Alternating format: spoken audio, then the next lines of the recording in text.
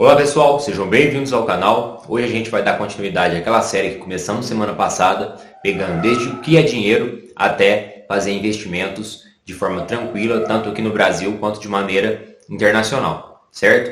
Então, no vídeo passado a gente viu o que é dinheiro, hoje veremos o que é inflação. Falamos um pouco sobre inflação no vídeo passado, mas não entramos a fundo neste conceito. A gente viu que a inflação destruiu impérios, destruiu países, gerou várias crises. Mas o que é inflação? Como que a gente mede a inflação? Quais são as consequências dela? Como que ela atrapalha a nossa vida e como que os governos gostam tanto de inflação? Por que isso? Bom, a inflação para alguns é aumento dos custos, é aumento da produção, aumento da oferta monetária, um aumento da demanda sem que haja um aumento da oferta. Para os austríacos, que é a escola que eu gosto mais, é apenas o aumento da base monetária, aumento de dinheiro circulando na economia. Com a pandemia, a gente pôde ver isso. O que aconteceu? Teve uma restrição de oferta, porque fecharam as economias e o governo veio com os auxílios.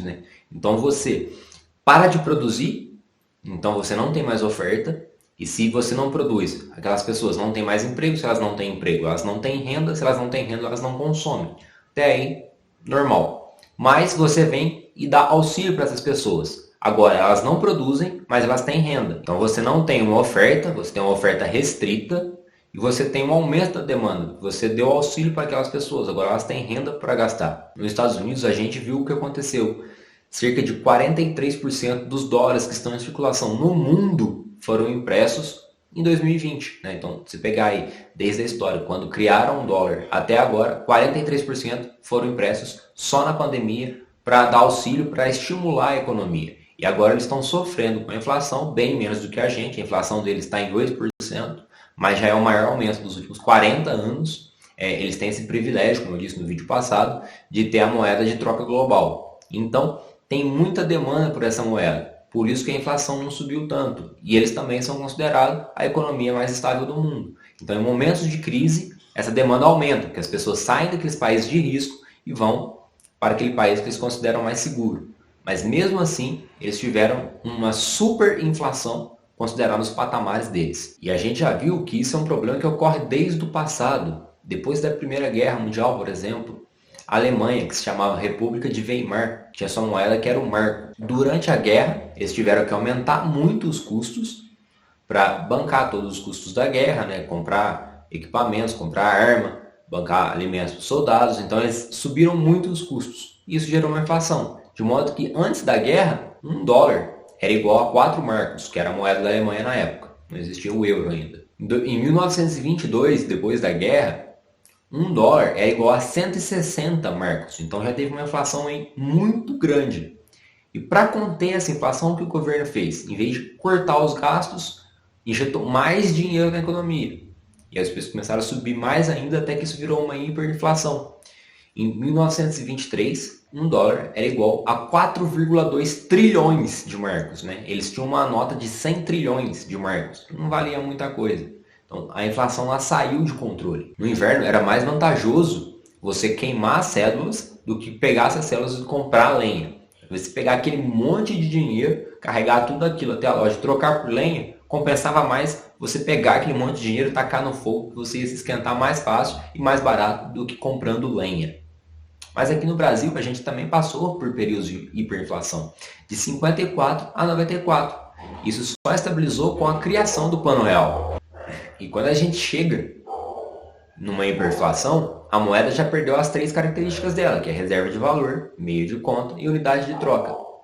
Porque como os preços sobem todo dia, ela já não é mais uma reserva de valor. Então, se ela não é reserva mais de valor e aquele preço vai subindo toda hora, não tem como, por exemplo, um empresário contratar uma pessoa. Porque se os preços sobem toda hora, qual é o salário que ele vai pagar para aquela pessoa? Porque vamos supor que ele põe R$1.000 hoje. No final do mês, esses R$1.000 já não compra nada, porque a inflação é muito alta. Então não tem como ele calcular isso. Se ele não calcula isso, como que ele vai calcular quanto que ele tem que cobrar no produto dele? E aí a gente já vê que a moeda perdeu as outras duas funções. Ela não é mais um meio de troca e não é mais uma unidade de conta, porque é um monte de zero na moeda. Como é que você vai ficar fazendo conta disso toda hora? Não tem como. As pessoas começam a utilizar de outras maneiras, as pessoas começam a se utilizar de outras maneiras, né? De outras ferramentas, outras moedas, às vezes negociam em dólar, por exemplo. De 80 a 89, a gente teve o que foi chamado de a década perdida. De 80 a 89, a inflação subiu mais de 39 milhões por cento, né? É algo assim surreal, muito fora do controle. E para acabar com essa hiperinflação que teve no Brasil aqui, que na verdade foi de 54 a 94, a gente teve várias medidas, várias trocas de moedas, vários cortes de zero. E tivemos algumas medidas como o Sarney congelou os preços, né? Aí os preços pararam de subir, porque quando você congela, você tem uma escassez de produtos, então se não tem produto, não tem como o preço subir, né? Então teve essa medida que não deu certo, teve o Collor que confiscou a poupança, e aí fez um monte de gente perder dinheiro, um monte de gente perdeu casa, porque a pessoa tinha vendido a casa hoje, colocou o dinheiro na poupança, no outro dia o Collor confiscou, então ela perdeu a casa. Isso era uma prática comum, chamava overnight. As pessoas colocavam dinheiro no final da tarde e retiravam no outro dia cedo, porque ele passava a noite rendendo, para você conseguir manter o seu poder de compra. Senão, se você não comprasse um arroz hoje, por exemplo, você tinha que colocar no banco, nesse overnight, esse investimento, porque senão no outro dia você já não conseguia comprar mais um pacote de arroz. Então, foram medidas que só pioraram as coisas, né? E o Friedman tem uma frase onde ele diz que a inflação é, em todas as épocas, um problema de oferta monetária, mas a hiperinflação é um problema político, porque os governantes começam a imprimir dinheiro, isso começa a gerar inflação, e aí para controlar essa inflação, geralmente eles imprimem mais dinheiro, dão mais auxílios ou congelam os preços, então eles só pioram as coisas. Então a inflação é um descontrole de oferta monetária e a hiperinflação é um problema político. A gente viu que lá desde Roma, Diocleciano congelou os preços, né? Diminuir a quantidade de metal na moeda, diminuir o tamanho da moeda, isso foi tudo gerando inflação e escassez, mas parece que os políticos não aprendem nada. Recentemente teve um vídeo do Alberto Fernandes, presidente da Argentina, que ele dizia mais ou menos assim, não tem jeito, a inflação está muito alta, e aí a gente dá mais dinheiro para as pessoas, a inflação sobe mais ainda, desse jeito não dá. Então eu não sei se ele não sabe como funciona a inflação, ou não sei se ele é um bom ator a ponto de fingir que não sabe, mas é algo que eles não conseguem aprender. Mas também, olha na mão de quem que a gente deixa esse poder. No Banco Central, geralmente é ele que decide sobre a oferta monetária do país. E por mais que hoje a gente monte uma equipe muito competente, daqui a 4 anos pode ser que troque o presidente e troque essa equipe. Então, são poucas pessoas que decidem o futuro do país, porque a moeda é uma das coisas mais importantes que se tem no país. A gente já teve alguns banqueiros como Che Guevara. Já imaginou? Um revolucionário com o banqueiro. Ele foi banqueiro, ele foi presidente do Banco Central de Cuba depois da Revolução, né? Então é muito complicado confiar nessas cabeças que elas decidirão o futuro do país de uma forma melhor para a gente. Imagina o Brasil desse tamanho, um cara lá em Brasília, ele sabe exatamente o que é melhor para o cara que está lá no sul e sabe exatamente o que é melhor para alguém que está lá no norte. É meio complicado confiar só nisso, né? E tem uma frase do Lenin, onde ele diz que não existem meios mais sutis e mais seguros para virar a base de uma sociedade do que acabar com sua moeda. Porque em momentos de hiperinflação, onde as pessoas não conseguem se alimentar direito, que às vezes os preços sobem tanto que as pessoas não conseguem comprar o básico, aí vem um governador e coloca um congelamento de preço. Aí que complica tudo, porque os produtos somem da prateleira, né? E é em momentos assim, desespero, que a população acredita em qualquer lunático que chega oferecendo uma solução simples para um problema mais complexo. E foi assim que o Hitler surgiu, por exemplo, na Alemanha. A Alemanha estava com problema de hiperinflação, então a fome vai se agravando, a pobreza vai se agravando, e os judeus eram pessoas muito ricas. Então o Hitler chegou e falou, a gente está aqui passando fome porque do outro lado ali tem os judeus que estão ganhando muito dinheiro, então é culpa deles. E aí deu no que deu, a gente já viu que não deu muito certo, né? Outra medida que eles também costumam usar para acabar com esse problema da inflação é cortar zeros, né? Mas como assim cortar zeros? Em 200 anos de história monetária aqui no Brasil, a gente já cortou 21 zeros. Então, antes da coroa vir para cá, era muito escambo, e aí depois que a coroa veio, a gente começou a usar o papel moeda, e eram os réis, e aí quando a coroa foi embora, eles levaram todo o ouro que a gente tinha, então acabou o lastro do ouro, isso gerou uma superinflação, e aí a moeda passou a se chamar 1.000 réis, aí depois foi cruzeiro, e aí depois foi cruzeiro novo, foi na época da ditadura, e aí depois de 3 anos militares falou, não, Já faz 3 anos que tá aí, não é Cruzeiro mais novo não, é só Cruzeiro de novo, depois foi o Cruzado, depois foi o Cruzado novo, depois foi o Cruzeiro outra vez, depois foi o Cruzeiro Real. Então Cruzeiro e Cruzado foi um nome que a gente gostou bastante, veio repetindo ele ao longo das décadas, ao longo que a gente trocava de moeda. Até que chegou, depois do Cruzeiro Real, chegou no Real, e antes teve o URV, que era a Unidade Real de Valor, mas ela não foi uma moeda, ela não chegou a ser lançada na economia. Mas o que é cortar zeros? Imagina que você chega na padaria e um pão custa 100 mil cruzeiros. Aí, do dia para a noite, o governo acorda e fala, ó, acabou, o pão não custa mais 100 mil cruzeiros, o pão agora custa um cruzeiro novo. Então ele cortou 5 zeros. E é isso que é o cortar zero. Mas não resolve o problema. Porque eles continuam imprimindo mais dinheiro, continuam gastando mais do que arrecada e a inflação continua subindo até que chega um momento que eles têm que cortar zero e trocar a moeda de novo. Mas isso acabou com o Plano Real. E se olharmos antes do Plano Real, que é uma moeda muito bem sucedida, as que mais duraram foram durante o Império e durante a ditadura.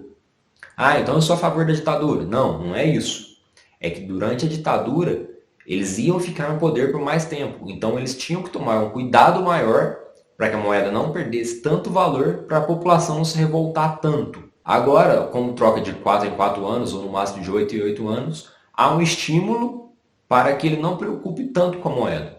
Porque ele entra, faz merda, fala, se estourar isso aqui vai ser na mão do outro, não tô nem aí, vou prometer um monte de coisa aqui para a população, e é isso. Em julho de 93, o salário mínimo era de 4.638.800 cruzeiros. Olha, o povo naquela época já era milionário. Mas isso equivalia mais ou menos a R$ 64,74. Então, tinha o mesmo poder de compra de R$ 64. E antes deles lançar o real, de fato, na economia, eles lançaram o RV, porque as pessoas já estavam acostumando que o preço subia tanto toda hora, subia o preço 2 vezes por dia.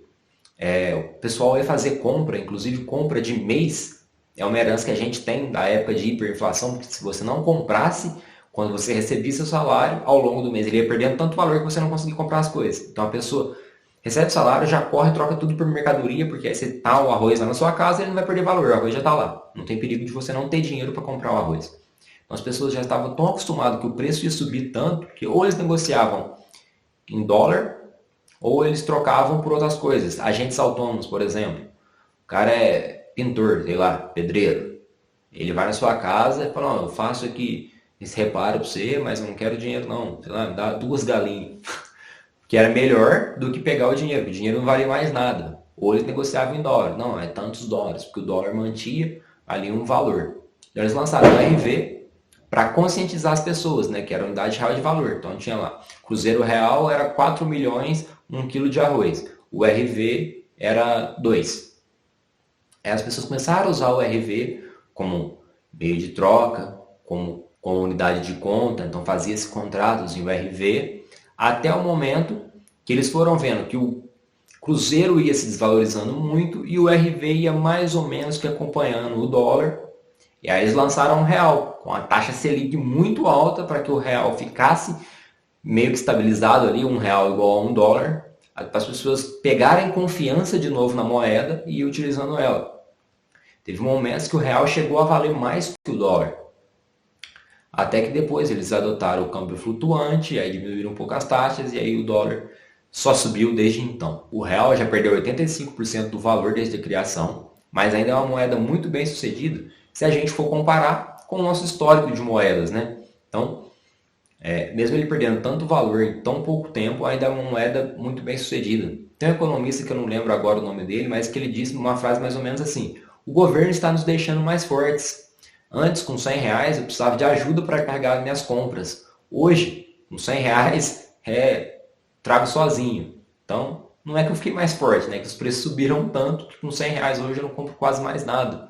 Eu lembro, quando eu ia fazer compra com meu pai e minha mãe, quando eu era menor, que a gente, sei lá, fazia uma compra de 200 reais, 250 reais e tinha que mandar entregar em casa, porque era tanta coisa que a gente não conseguia carregar, a gente não tinha carro na época, tinha que andar de ônibus ou subir para casa carregando aquilo e era muita coisa. A gente só levava as coisas da geladeira e o resto do supermercado entrava. Hoje, se eu fizer uma compra de 200 reais, eu pego umas 4, 5 sacolas e olha lá, dependendo muito do que eu comprar, né? Mas se a inflação é tão ruim assim, ela prejudica tanto a gente, por que os governantes sempre escolhem a inflação?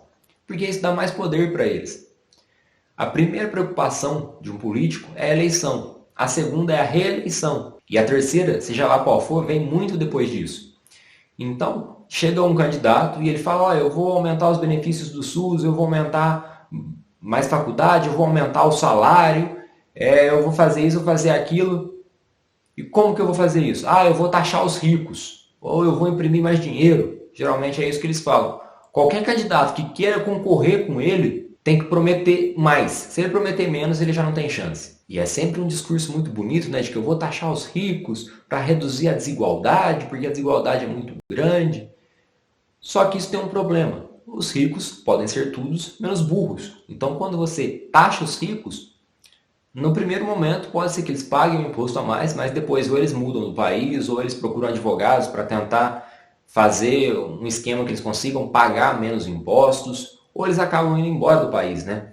E quando isso acontece, eles vão embora do país, a gente viu isso acontecendo agora na Argentina, eles subiram o imposto sobre grandes fortunas e o Uruguai abaixou. Então, eles saíram da Argentina e foram para o Uruguai, que é ali do lado um do outro, basicamente atravessar um rio, não muda tanta coisa.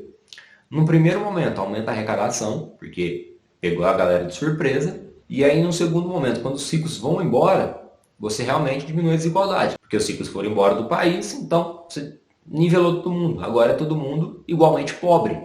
Porque os ricos geralmente são as pessoas que criam emprego, são os donos de empresas, donos de loja. Então, se eles forem embora, eles levam os empregos com ele, agora não tem mais emprego, a desigualdade realmente diminuiu, mas ficou todo mundo igualmente pobre e sem emprego. Né? Então não é uma solução que dá muito certo. Mas o governo é meio igual ao tubarão. Sentiu o gostinho de sangue, ele não quer parar mais. Então ele taxa os ricos, arrecada mais, os ricos vão embora. Eles precisam arrecadar mais, porque eles já sentiram aquele gosto ali. Eles já pegaram aquele dinheiro a mais. Eles não vão reduzir os custos.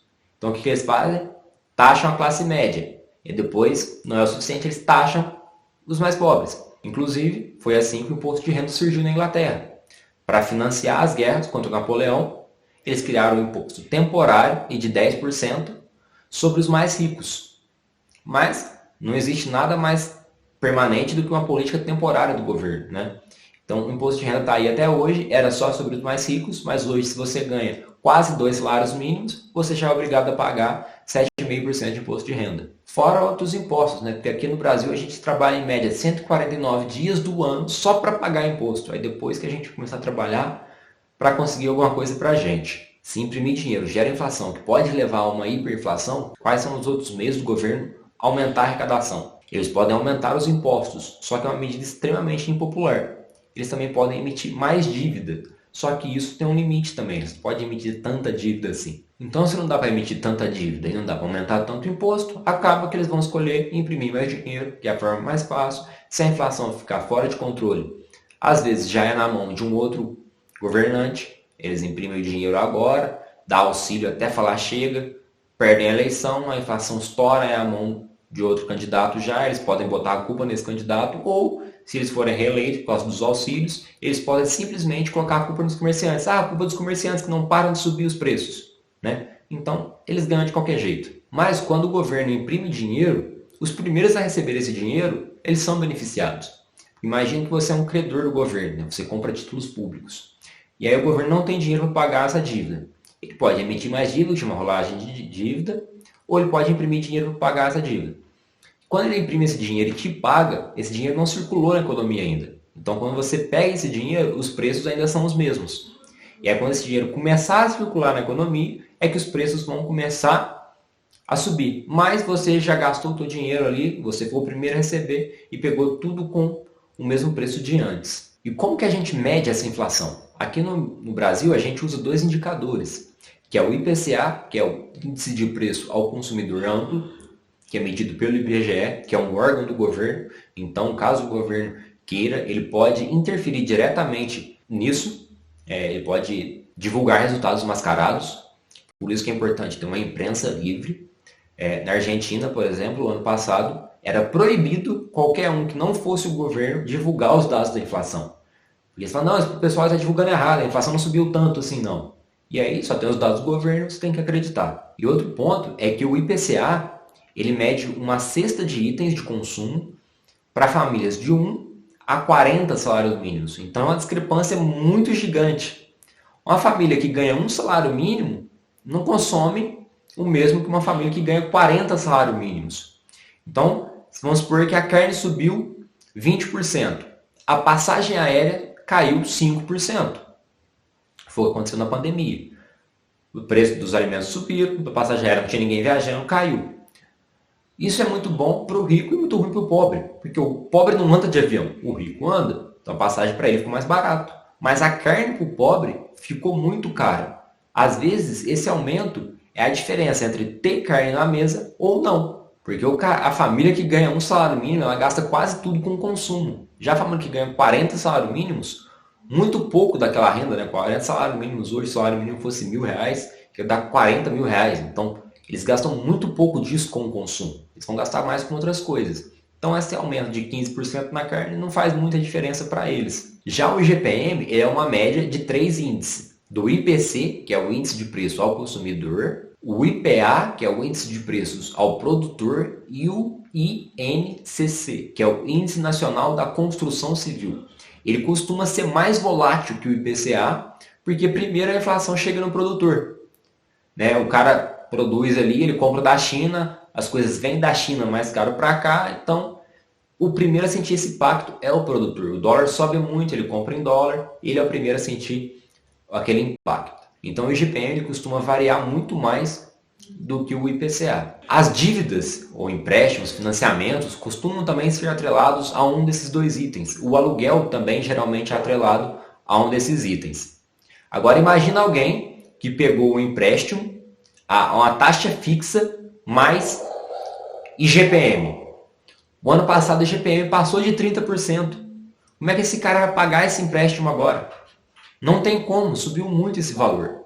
O IPCA é alto? É, mas ele subiu 10%. É uma diferença grande ainda entre IPCA e IGPM. O IGPM também é usado para contratos de aluguel. Então, se você vai alugar, dá uma olhada, tenta negociar. Em vez de pegar o indexador IGPM, pegar o IPCA. Você vai sofrer menos com isso. Mas não é só imprimindo dinheiro que gera inflação. O Banco Central é ele que controla a taxa Selic e as metas de inflação. A meta desse ano era de 3,5 pontos, com a tolerância de 1,5 ponto para cima ou para baixo. Então ela podia ser de 2% a 5%. Só que o Banco Central ele é muito bom em superar essa meta.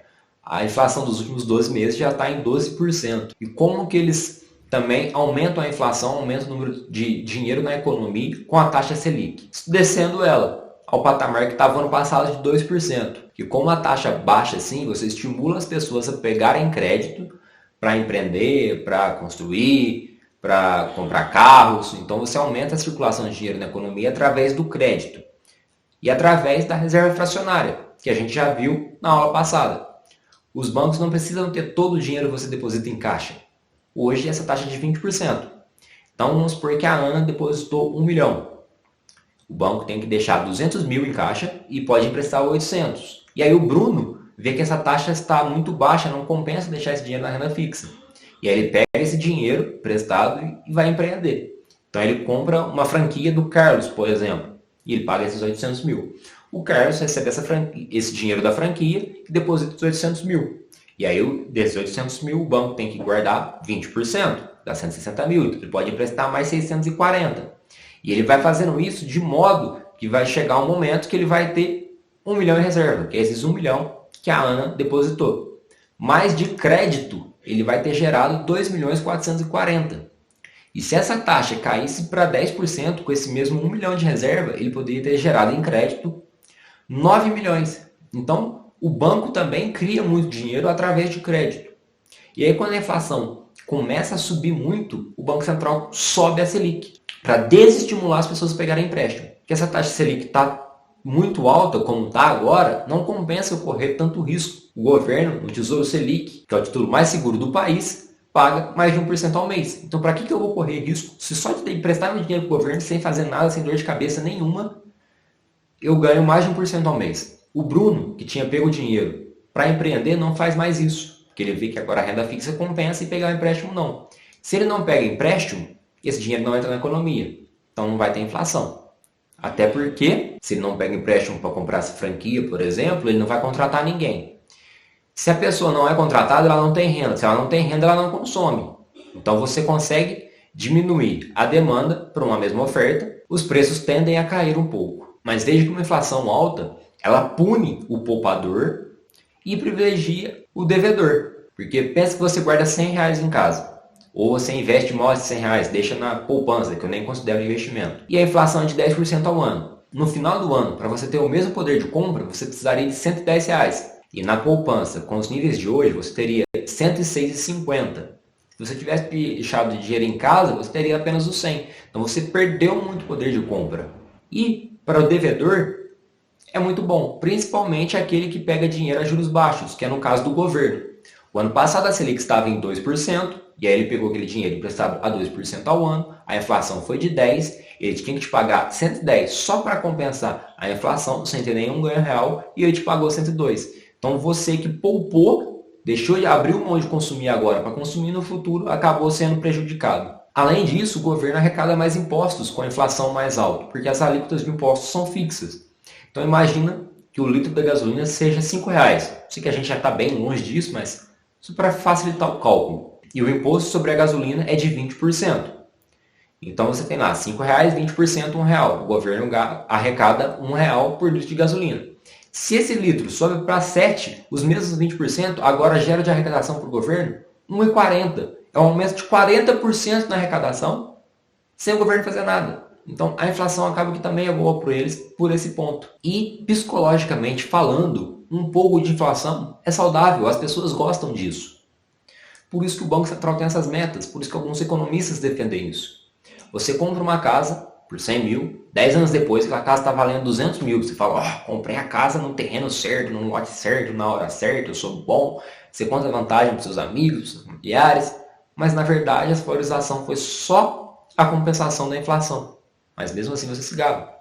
Você ganha R$ 1.000, aí você passa a ganhar 1.200. Fala, que legal, tive aumento, 20%, muito legal isso. Mesmo que o seu poder de compra tenha mantido o mesmo ou diminuindo. Porque geralmente o governo aumenta os salários seguindo o índice inflacionário, que é o IPCA. Então, a gente já viu que tem uma distorção muito grande nesse índice. Então, você pode ter um aumento de salário, mesmo assim você perdeu o poder de compra. Mas também, às vezes, ocorre o contrário da inflação, que é a deflação, que seria o ganho de poder de compra do seu dinheiro.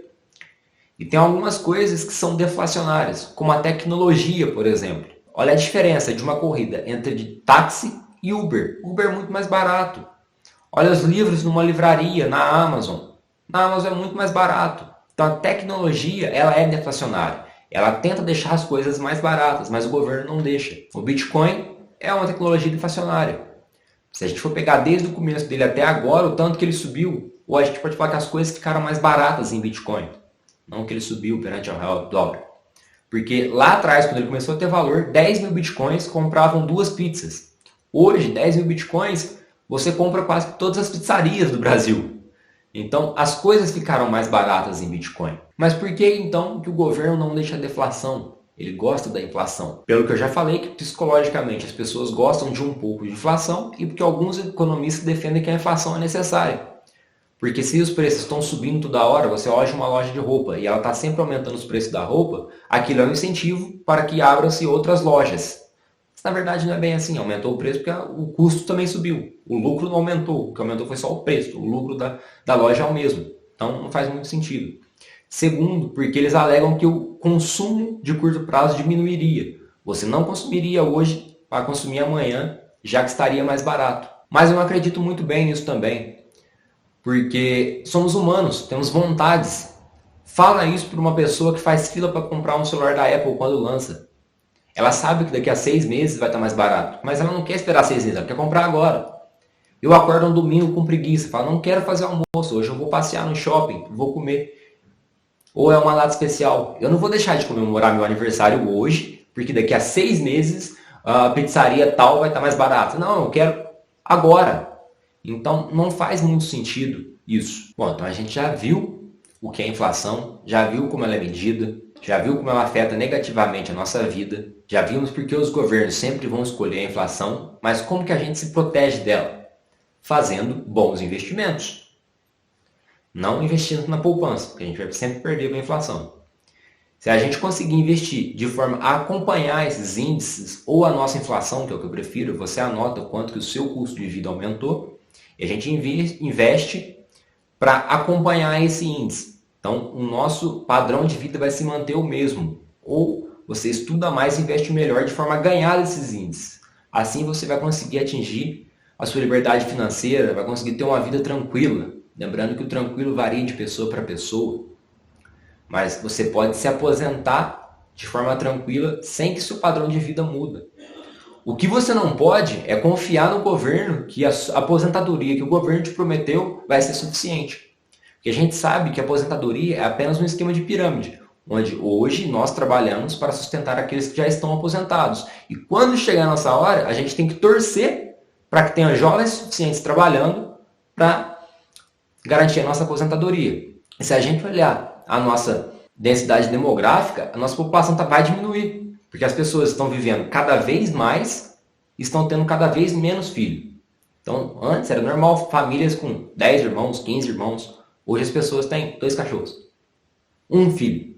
Então, tá na cara, essa conta não fecha. Então você tem que se proteger disso. E uma dessas formas é investindo e superando a inflação. Esse foi o vídeo de hoje. Espero que vocês tenham gostado. Qualquer dúvida, deixe nos comentários. Se gostaram, não deixe de dar o like, se inscreva no canal. Até a próxima. Muito obrigado. Tchau, tchau.